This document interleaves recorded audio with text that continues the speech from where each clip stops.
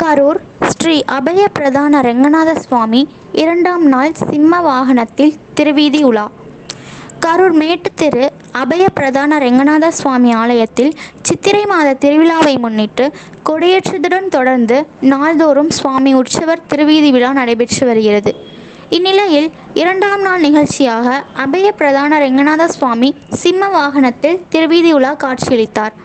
நிகழ்ச்சியை முன்னிட்டு உற்சவர் சுவாமிக்கு பல்வேறு பொருட்களால் சிறப்பு அபிஷேகம் நடைபெற்று அதன் தொடர்ச்சியாக சுவாமிக்கு பட்டாடை உடுத்தி வண்ண மாலைகள் அணிவித்த பிறகு மேளதாளங்கள் முழங்க ஆலயத்தில் இருந்து புறப்பட்ட சுவாமியின் திருவீதியுலா முக்கிய வீதியில் வழியாக வலம் வந்த பிறகு மீண்டும் ஆலயம் குடிபுகுந்தது.